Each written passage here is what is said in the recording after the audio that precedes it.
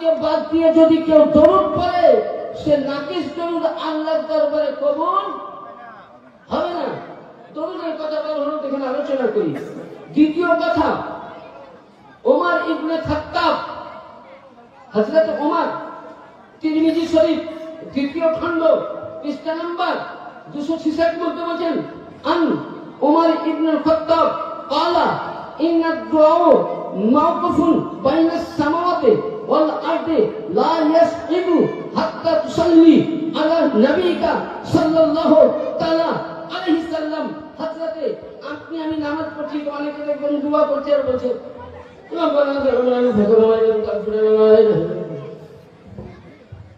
মানে লা ইলাহা ইল্লাল্লাহ বলতে মুখে বোধহয় কুড়ি হয়েছে, আর কিছু বুঝেন এখন মোল্লা বার হয়েছে, বলছে লা ইলাহা ইল্লাল্লাহ যেখানে লেখা আছে সব ভুল। বলছে লা ইলাহা ইল্লাল্লাহ শুনে মুহাম্মদের কোন সম্পর্ক নেই, নাউযুবিল্লাহ। বুঝলেন? আরে জীবন আমি বলছি না, বুড়া সাহাবাকে মানা কি ওয়াজিব। এটা ওয়াজিব আগে না সুন্নাত আগে? হ্যাঁ, ওয়াজিব। তাহলে আহলে বাইতকে কারা কারা মিলে সব দলিল দেব। এরা কি বলছে? তোমাদের কোন ইবাহাতকে মানে আর মুহাম্মদ রাসূলুল্লাহ কালমা বার হলো না। আসুন এবার আপনাকে আমি বুঝাই। ওমর ফারুক, হযরত ওমর ইবনে খাত্তাব বলছেন, আপনি আমি নামাজে দোয়া করি এবং এই হাদিসটা মিশকাত শরীফে আছে, সুদা বুখারীতেও আছে। একজন আল্লাহর নবীর দরবারে মসজিদ নববীতে আসলেন, তাড়াতাড়ি নামাজ পড়ে দিলেন, ছোট্ট করে মুনাজাত করে চলে যাচ্ছে। নবী বলছেন, বাইরে ইজলিস, বসো। তুমি এত তাড়াতাড়ি দোয়া কেন করলে? বলে হুজুর যেটুকুন জানি, বলে আমাদের উপরে দরুদ না পড়লে তোমার দোয়া কবুল।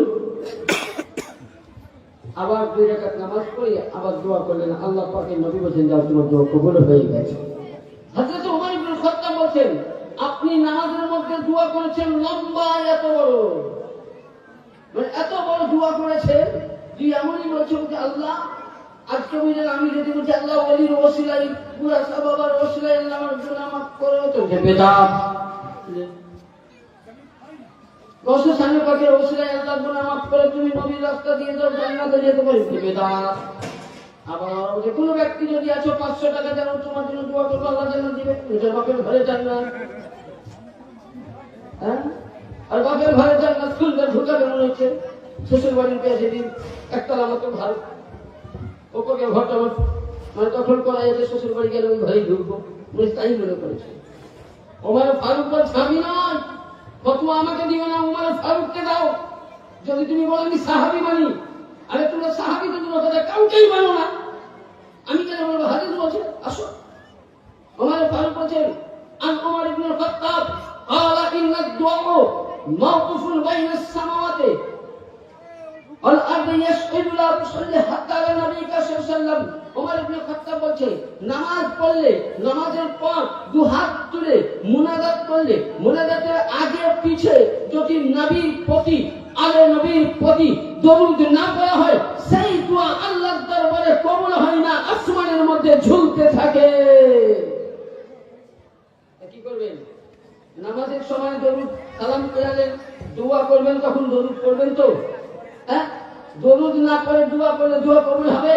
তাহলে আজকে যেটা আহলে সুন্নাত, যেটা আহলে বাইত, আমরা ওলি মাননেওয়ালা, মুহাব্বির মাননেওয়ালা, বসে পাক মাননেওয়ালা, বসে সানি পাক মাননেওয়ালা যারা জামান ধরে আছেন, যারা মেদিনাপুর সিলসিলা ধরে আছেন, যারা 4 নম্বরকে ধরে আছেন, যারা মঙ্গল কোটকে ধরে আছেন, যারা পূর্ণিয়াকে ধরে আছেন, যারা এইরকম বড় সাহাবাকে ধরে আছেন, তারাই সঠিক পথে আছে। এদেরকে ছেড়ে যারা আছে তারা বাতিল পথে আছে। কারণ এদের উপরে নামাজের অবস্থায় সালাম দেওয়া উচিত, দুয়াতেও সালাম করা সুন্নাত। তোমরা বলছো সাহাবী মানি, কিন্তু সাহাবী তোমরা হাদিসই মানো। তাহলে এখানে কি বোঝা গেল যে ছেলে মেয়ে একসঙ্গে আল্লাহর ওলি জিয়ারত করতে পারে। 2 নাম্বার বলতে চাইছিলাম, আমরা যে মাজার তাওয়াফ করি, অনেকে বলে কাবা নাকি? আচ্ছা, কাবাতে কি আল্লাহ আছে? হ্যাঁ, কাবাতে কোনো নবী রওজা আছে? হ্যাঁ, রোজা আছে? নাই। কাবাতে নবীর রোজা আছে? নাই। তাহলে কাবাতে নবীর রোজা নাই, কাবাতে কিছু নাই, কিন্তু কাবাতে তাওয়াফ করি কেন? এটা আল্লাহ পাকের হুকুম, ইব্রাহিম নবী করেছিলেন, সমস্ত রাসূল করেছেন, আমরাও করি। আর কাবার চাইতে উত্তম, কারণ আল্লাহ পাক বলে কুলুবুল মুমিনিনা আরশুল্লাহ, yani যারা আল্লাহওয়ালা, আমার নবীর বংশধর, তাদের অন্তরটাই, যারা আহলে বায়াত আল্লাহর ওলি, কুলুবুল মুমিনিনা আরশুল্লাহ, তাদের কলবটা আল্লাহ পাকের আরশে আযম। তাহলে আল্লাহর আরশে আযম প্রতি এইরকম গোরা সাহাবা রাহমাতুল্লাহ আলাইহির কলব। তার জন্য বুখারীতে আছে যে ওলির হাতে যখন বাইয়াত হও, ওই হাতটা ওলির থাকে না, জবানে কথা বলে, ওলি বলে না, যে চক্ষু দিয়ে দেখে সে চোখ ওলির থাকে না, স্বয়ং আল্লাহ পাক কুদরতি হয়ে যায়। এখানে বোঝা গেল যে কাবার চাইতে উত্তম, কারণ কাবাকে তৈরি করেছে ইব্রাহিম খলিলুল্লাহ, ইসমাইল কবিউল্লাহ, আদম সফিউল্লাহ, নূহ নবিউল্লাহ, কত নবী তৈরি করেছে, কিন্তু কাবাকে পাক করার জন্য 360টা ভূতকে তুলে ফেলা হয়েছে, তবে কাবা পাক হয়নি। কাবাকে পাক করার জন্য আমিরুল মুমিনিন আসাদুল্লাহিল গলিব, ফকিহুল গলিব আলী ইবনে আবি তালিব কাল্লামাল্লাহু তাআলা ওয়াজহুল কারীম কাবাকে জন্ম নিয়েছেন। yani বুঝা গেল যে কাবাকে পাক করনে वाला আলী ছিলেন। তার জন্য হাদিস বলছে কাবা যেমন পাক, কাবা যেমন পাক, আলীও পাক, কাবা যেমন তাইয়্যিব, আলীও তাইয়্যিব। কাবাকে পেছনে রেখে নামাজ হবে না, আলীকে বাদ দিয়ে ঈমান থাকবে না। আলীকে জানার জন্য হালালি মায়ের হালালি বেটা হতে হবে, হালালি বেটা আলীকে বুঝতে পারবে না। নারায়ে তাকবীর, নারায়ে রিসালাত, নারায়ে হায়দারি, নারায়ে হায়দারি, নারায়ে হায়দারি, নারায়ে তাকবীর। নামাজ পড়ার আগে ওযুর প্রয়োজন না প্রয়োজন নয়? হ্যাঁ, শরীর নাপাক থাকলে গোসল প্রয়োজন না প্রয়োজন নয়? তাহলে শরীর নাপাক থাকলে গোসল প্রয়োজন, নামাজের পূর্বে ওযু প্রয়োজন। তাহলে এগুলো না হলে আপনার ইবাদতে যাওয়া যাবে না, গুনাহে কবিরা হবে, কাফারা আদা করতে হবে। তাহলে যেমন নামাজের জন্য গোসল আগে প্রয়োজন, ওযু প্রয়োজন, নামাজের জন্য জায়নামাজ প্রয়োজন, নামাজের জন্য কিবলা প্রয়োজন, নামাজের জন্য পশ্চিম প্রয়োজন, নামাজের জন্য দাঁড়ানো প্রয়োজন, নামাজের জন্য তাহরিমা নামাজের জন্য কানে হাত দেওয়া প্রয়োজন, নামাজের জন্য তাহরিমা বাঁধা প্রয়োজন, নামাজের জন্য সূরা ফাতিহা পড়া প্রয়োজন, নামাজের জন্য সূরা পড়া প্রয়োজন, নামাজের জন্য আপনাকে হাঁটুতে হাত দিয়ে তাসবিহ পড়া প্রয়োজন, সামি আল্লাহ বলা প্রয়োজন, আল্লাহু আকবার বলা প্রয়োজন। নামাজের জন্য আপনাকে রুকুতে মাথা ঠুকে সুবহান রাব্বিল আলা বলা প্রয়োজন। তাহলে নামাজের জন্য যতটি শর্ত আছে, এই শর্ত যদি একটা ছুটে যায় তাহলে নামাজ হবে না। যেমন গোসল না হলে নামাজ হয় না, ওযু না হলে নামাজ হয় না, তো ওই রকম আলীকে বাদ দিয়ে যারা ইবাদত করে সে ইবাদত কবুল হয় না। কারণ আল্লাহর নবী বলেছেন আলীকে জানার জন্য হালালি মায়ের হালালি দুধ হতে হবে, আর হালালি বাপের খুন হতে হবে। হ্যালো, বলতে গেলে অনেক সময়ের দরকার, এই লাইন নিয়ে বলতে গেলে অনেক দরকার। তার জন্য আমি বলেছি ওলিয়ে কামেলের রওজাকে আল্লামা শাহ ওলিউল্লাহ মুহাদ্দিস দেহলভী তার কিতাবে বলছেন সালাত ইন্তেবায়ে সালাসা, yani ওলিয়ে কামেলের রওজাকে ঘিরে চতুর্দিকে দাঁড়িয়ে প্রথমে সূরা ফাতিহা, দরুদ শরীফ ফাতিহা পড়ে তারপরে 7টি চক্কর লাগা জায়েজ আছে। ওলিউল্লাহ মুহাদ্দিস দেহলভী তার কিতাব 100 পৃষ্ঠার মধ্যে বর্ণিত করেছেন। যদি কারোর কাছে না আছে এই বই কিতাব পড়তে দেখাই না, পাবে কোটি পড়েই না, তো পড়তে হবে ভাই। এখন তুমি যদি না পাও তা আমার কিছু করার আছে কি? আছে বাবজিরা? হ্যাঁ, আপনি আমাকে বললেন, আমি কিছু খুঁজে পেলাম না, তাহলে এগুলো পেতে গেলে কি করতে হবে? আহারে বাইয়াতে নামাজ ধরতে হবে। হ্যাঁ, আজকে যেমন আমি এখানে ওয়াজ করতে এসেছি, আমার মারফত কে জানেন? উনি আমাকে ভালো করেছিলেন, বলে আপনাদের থেকে উনি ভালো করে আমাকে ছিলেন। যদি বলতে পারেন দামু ভাইয়ের হাতে আমরা ছোট থেকে মানুষ উনি ভালো করছিলেন, আমি বিশ্লেষণ দিব না। তাহলে আজকে এখানে এলাম কার মারফত? নামদু ভাই মারফত, হ্যাঁ তাই তো? তাহলে এই যে যেখানে আমি বক্তব্য দেই, আমার কিছু টিম ভাই আছে, তাদের মানে দোয়া এবং হুজুরের কাছে আর্জি করে তিনারাই আমাকে দরবারে পারমিশনটা করিয়ে দিয়েছেন। তিনারা তাহলে একটা মারফত লাগে।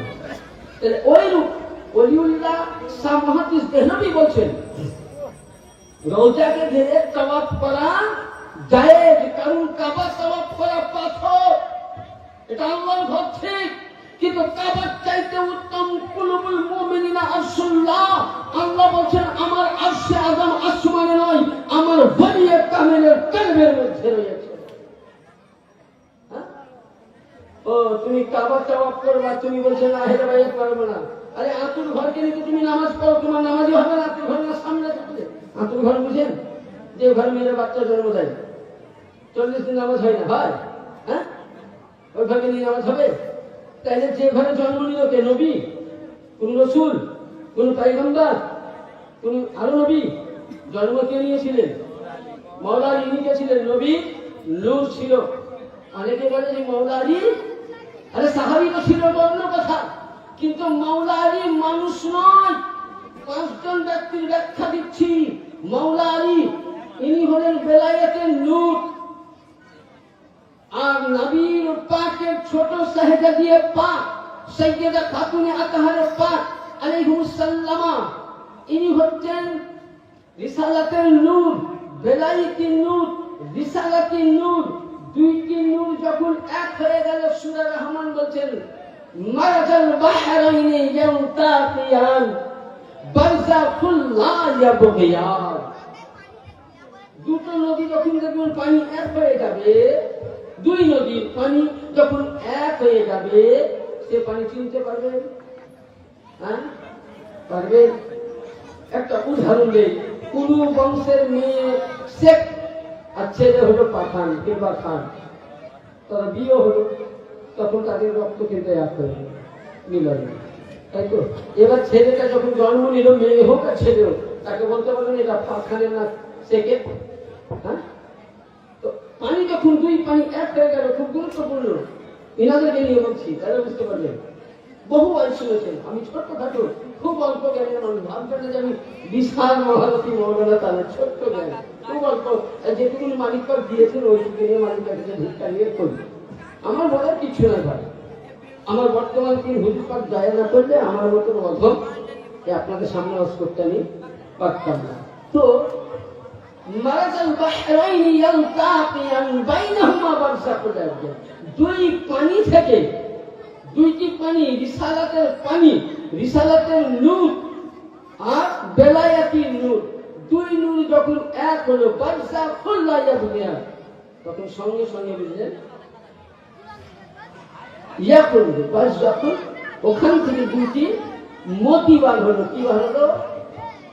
মতি। এবার কোরআন বলছে ফাবিআইয়্যা আলা'i রাব্বিকুমা তুকাজ্জিবান, তোমরা আমার কোন কোন নিয়ামতকে অস্বীকার করবে? বলেন। আমি কোরআন বলছে আল্লাহ তাআলা বাইরেকে মহব্বত করার ফরজ করেছে, এরা মানে না। নবীর প্রতি দরুদ পড়া হয়েছে, তাহলে মানে না। আল্লাহ তো নিজেই বলছে তোমরা ওসিলা ধরো, সত্যবাদী ইসলাম করো। আল্লাহ তো সবই বলেছেন, আমরা নামাজ বলি ইয়া কেন বলে হেদিস সিরাতাল মুস্তাকিম। হ্যাঁ, আর আল্লাহ নিজে বলছেন ফাবিআইয়্যা আলা'i রাব্বিকুমা তুকাজ্জিবান, তোমরা কোন কোন আমার নিয়ামতকে অস্বীকার করবে? তাহলে আল্লাহর নিয়ামতকে যারা অস্বীকার করে তারা মুসলমান। হ্যাঁ, আল্লাহর বান্দা। বিচার আপনাদের। এবার কি বলছে? ইয়াখরুজু মিনহুমা নুন ওয়াল মারজান, ইয়ানি ওখান দুই মতি থেকে বার হলো। ইয়াখরুজু মিনহুমা নুন ওয়াল মারজান, নুন হলো হযরত ইমামে হাসান আর মারজান হলো ইমামে হুসাইন। এই বেলায়েতের নূর, রিসালাতের নূর, দুইটি একত্র হয়ে ওখান থেকে দুইটি নূরে পাক আসলেন। আর ওই নূর থেকে সাইয়্যিদিনা জাইনুল আবেদিন, সাইয়্যিদিনা মুসা কাজিম, সাইয়্যিদিনা আলী রেজা, সাইয়্যিদিনা নাকি, সাইয়্যিদিনা বাকি, এইভাবে ইমামে হাসান আসকারি, ইমামে মেহেদি, সাইয়্যিদিনা আবু সালেহ মুসা জঙ্গির দোস্ত আলাইহিস সালাম, ইনার নূর খানা হযরতে গাউসে পাক আলাইহিস সালাম, গাউসে আজমের নূর খানা হযরতে আব্দুল রাজ্জাক পাকের নূরে মুবারক আলাইহিস সালামের কাছে আসলেন। আব্দুল রাজ্জাক পাকের নূরে পাক খানা হযরতে আব্দুল্লাহ জিল্লি আলাইহিস সালামের পেছানি পাকে আসলো। আব্দুল্লাহ জিল্লি আলাইহিস সালামের নূরে পাক খানা হযরতে সাইয়্যিদিনা সাইয়্যিদা গাউসে সানি পাক জাকির আলী আল কাদেরী আলাইহিস সালাম পাকের পেছানিতে আসলো। তিনার নূরে খানা হযরতে তুফাইল আল কাদেরী আলাইহিস সালাম পাকের কাছে আসলো। তিনার নূর খানা হযরত সাইয়্যিদিনা সাইয়্যিদা মাওলা পাক আলাইহিস সালামের কাছে আসলো। মাওলা পাকের নূর খানা পীর মুর্শিদ পাকের কাছে আসলো। পীর মুর্শিদ পাকের নূর খানা পাটা হুজুরের কাছে আসলো। পাটা হুজুরের নূর খানা হযরতে বড় হুজুরের পাক কিবলা ও কাবার কাছে আসলো। আর বড় হুজুরের পাক রশিদ আলী আল কাদেরী আলাইহিস সালামের নূরে পাক খানা জামানের গাউসে আজম ইউসুফ আলী আল কাদেরী পাকের পেছানি মুখে আসলো। ইয়ানি বুঝা গেল মির্জাপুর দরবারে সমস্ত সাজ্জাদা রশিদ এরা ঢালা দেয় নূরে মুহাম্মদী নূরে আলী। নারায়ে তাকবীর, নারায়ে রিসালাত, নারায়ে হায়দারি, নারায়ে হুসাইন, নারায়ে গাউস, নারায়ে গাউস। হযরত ফরজ পাঞ্জাব লাগাবা হযরত সাইয়্যিদ ইয়াসুফ আলী কাদরি আজাদ বাগদাদি, গাউস পাক কা দামন, গাউস পাক কা দামন। তাহলে বুঝা গেল। আর এই যে আল্লাহর ওলিরা দেখছে এরা নবীর ওয়ারিস। অনেকে বলে যে আল উলামা ওয়ারাসাতুল আম্বিয়া। ওরে বাবা, এটা আজকাল আলিমরা নাকি নবীর ওয়ারিস। না, আমি হাদিসটা পড়েছি, না পড়া নয়, এটা বুখারীতে আছে, তিরমিজিতে আছে, এটা আমি বলছি। কিন্তু ওয়ারিস কে? হ্যাঁ, এটা কি জমি? আল উলামা ওয়ারাসাতুল আম্বিয়া, यानी পরিচিত নবীর ওয়ারিস হলেন গাউসে সানি পাক। আর তিনাদের কাছ থেকে যত বেলায়েত বন্টন হয়েছে তিনারা, এবং এই যে আল্লাহর ওলি এরা হলেন নবীর ওয়ারিস। এরাই আলে রাসূল, এরাই নবীর ঘরানা। यानी বুঝা গেল যে যেখানে আল্লাহর ওলি আলে রাসূল রয়েছেন সিলসিলা দিলাম এরা প্রত্যেকে নবীর ঘরানা। আমার আপনার প্রিয় মুর্শিদ পাক এরা স্বয়ং খোদার নূর। यानी বুঝা গেল আলী যেমন নূরে পাক ছিলেন এনারাও নূরে পাক। আর ইনি হলেন মাওলা আলী এক টুকরা নূর আওলাদ। এদের উত্তম বলা হয়েছে হাদিস শরীফের মধ্যে যে আগেকার নবীদের খানকার যা মর্যাদা ছিল, আর এখনকার জামানার যিনি গাউসে আজম আমার প্রিয় মুর্শিদ, এখনকার জামানার যিনি আল্লাহর ওলি সাজ্জাদা রশিদ, এখনকার যিনি বুড়া পীর সাহেব বাবা, ইনার মর্যাদা আগেকার নবীদের খানকার চাইতে ইনাদের খানকা উত্তম। কোথায় যাবা? আরে হাদিস বলতে গেলে অনেক সময় দরকার। বললাম না যে মাওলা আলীর বেলায়েত শুধু নবীর জামানা নয়, মুসার জামানায় যে নবীর বেলায়েত পেয়েছে ওলি, তো মাওলা আলীর কাছ থেকে নিয়ে, হযরতে হারুনের জামানায় যে ওলি হয়েছে আলীর কাছ থেকে নিয়ে, হযরতে ইয়াকুবের জামানায় যারা বেলায়েত পেয়েছে আলীর কাছ থেকে নিয়ে, নূহ নবীর জামানায় ওলি হয়েছে আলীর কাছ থেকে নিয়ে, ইদ্রিস নবীর জামানায় বেলায়েত পেয়েছে আলীর কাছ থেকে নিয়ে, লূত আলাইহিস সালামের জামানায় যে ওলি হয়েছে আলীর কাছ থেকে নিয়ে, হযরত সিসের জামানায় যে বেলায়েত হয়েছে আলীর কাছ থেকে নিয়ে। यानी বুঝা গেল সমস্ত ওই জামানার নবীদের যারা ওলি হয়েছে ওই জামানায় তারা আলীর কাছ থেকে বেলায়েত নিয়েছে। আর আজকে আপনি আমি যে 4 নম্বর জামাত ধরে আছি, আপনি আমি মেদিনীপুর ধরে আছি, আপনি আমি বুড়া পীর বাবাকে ধরে আছি, ইনি হলেন স্বয়ং আল্লাহ।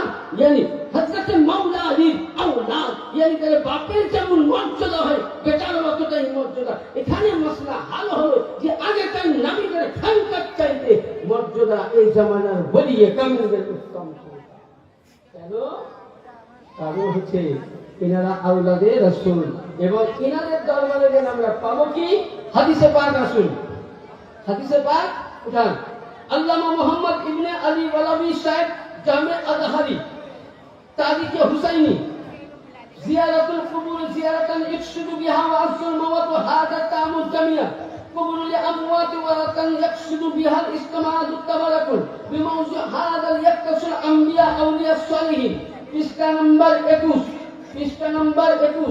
তারিখে হুসাইনি কিতাবের মধ্যে আল্লামা মোহাম্মদ বিন আলী বানবী শেখ জামে আজহারি বলছেন, ওলিয়ে কামেলদের রওজায়, সালিহিনদের রওজায় গিয়ে জিয়ারত করা এবং তাদের নামে দোয়া করা, দোয়া চাওয়া, বরকত এবং জায়েজ আছে। তারা বলছে জীবিত থাকাকালীনে